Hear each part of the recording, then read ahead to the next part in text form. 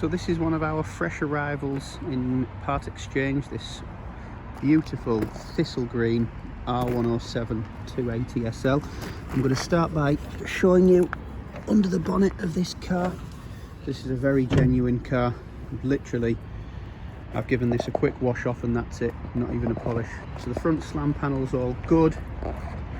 You can see it's had all new HT leads in the engine there, and the distributor replaced, a new battery on it. Inner wings are very, very good in this car.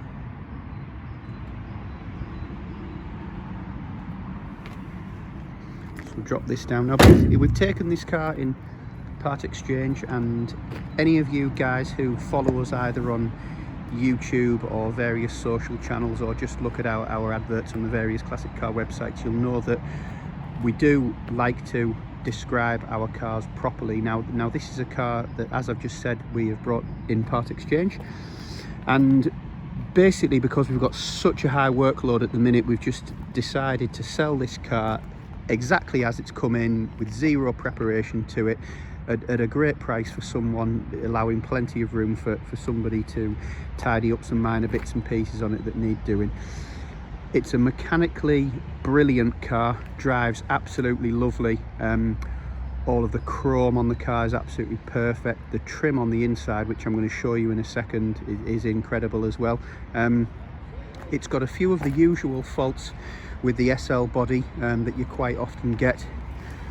A blister on the front wing here under the top, you know, so that ideally, to do the job properly, wants grinding out, and you might find you need to put a fresh bit of metal in there.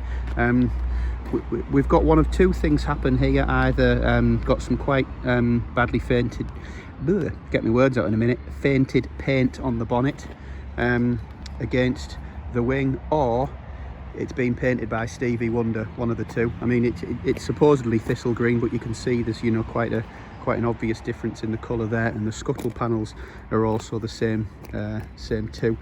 My guess would be that this is the original paint and it's faded quite badly. This looks a little bit greener, and as does the roof. And I mean, what you normally find with SLs is the roofs tend to spend that much time in people's garage and not on the car. That's where you quite often get a bit of the difference in colouring.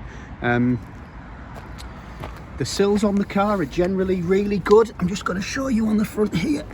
There's a small bit out of the front sill, but it is literally just that front piece. The rest of the sills have actually still got all the original factory welds on there, and they're lovely and solid, to be fair. The back of the sill's been patched up a little bit there. Now we've got this jacking point at the front here.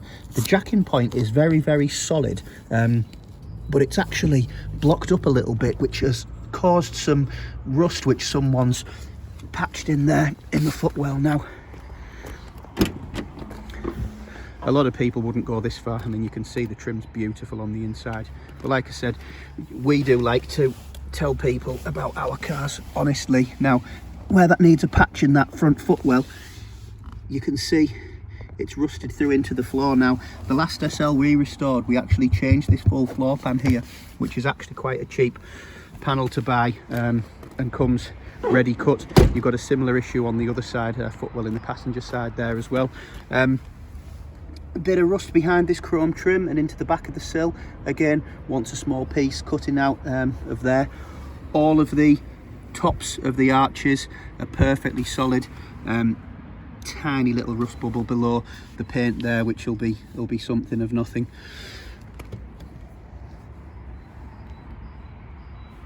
It's quite dirty and greasy inside there, which again has just helped preserve that quite well. So that's completely solid, all of that metal inside of there.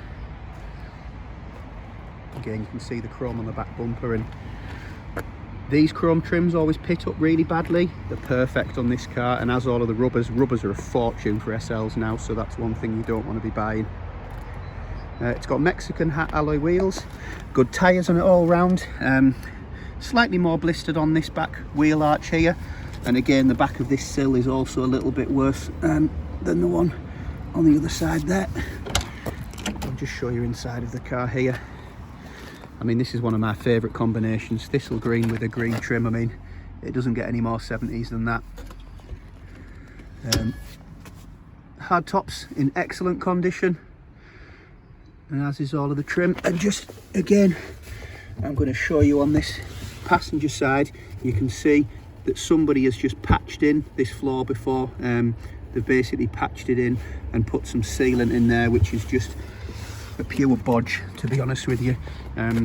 Not something that we would do with a classic car. I mean, when we sell a car, we tell you we've done work on it, it's been done properly, same as our red car. So and again, just because we haven't got the time, as we mentioned, we just, rather than selling this at a full top retail money after the work, we're going to actually just sell it in at basically what it stands as, which is £10,950, which is an absolute bargain for an SL that just really wants minor bits of bodywork and metalwork doing. Like I say, it's mechanically absolutely spot on.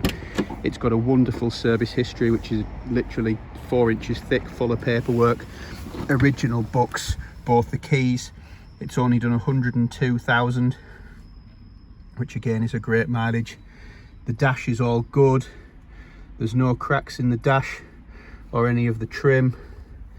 Heater works and blows really, really warm, because I've just been using that on the way here. All the gauges work, and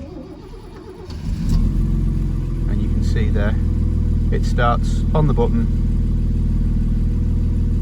Oil pressure, temperature are all good, and it idles lovely at the bottom of the rev range there as well, just sat ticking over.